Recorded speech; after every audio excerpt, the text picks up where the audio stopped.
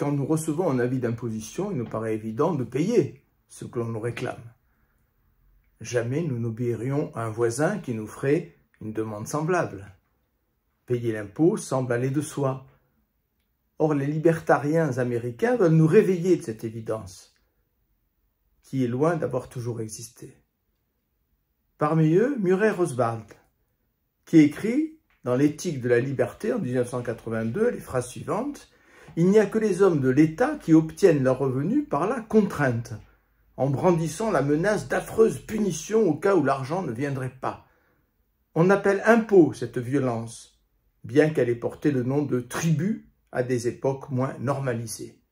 L'impôt est un vol purement et simplement, même si ce vol est commis à un niveau colossal auquel les criminels ordinaires n'oseraient prétendre. » On connaît mal en France le courant libertarien auquel appartiennent des philosophes, des économistes tels que Murray Rothbard, David Friedman, David Nolan et bien d'autres. Un courant qui conteste toute légitimité à l'État comme à toutes les structures qui veulent s'imposer aux individus qui veulent régenter leur existence.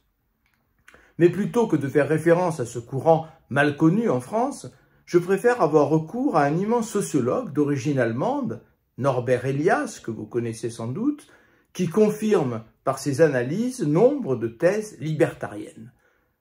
Dans sa remarquable étude intitulée « La dynamique de l'Occident », Norbert Elias démontre que nous croyons à tort universel des structures qui sont en fait le propre de l'Occident.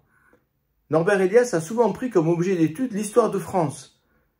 Dans la dynamique de l'Occident, il rappelle l'histoire de la Fronde au XVIIe siècle en France. La Fronde qui a été la dernière et puissante résistance à l'instauration d'un pouvoir central omnipotent, ce pouvoir central auquel nous obéissons mécaniquement quand nous payons nos impôts. Mais une question se pose, pourquoi obéissons-nous aussi facilement? La réponse, c'est parce que l'État n'affronte jamais toutes les parties qui pourraient lui résister. Il affronte successivement tel ou tel groupe auquel il est supérieur. Norbert Elias nous donne dans cette phrase la clé du mystère, je le cite: « La fonction centrale, disposant des moyens d'action qui lui viennent de toutes les parties du royaume, est toujours plus forte que telle couche, que telle région isolée. » Alors, même si cela n'entre pas dans ses intentions, relevons que Norbert Elias nous révèle par cette formule ce qui pourrait renverser les rapports de force entre l'État tout-puissant et les individus que nous sommes.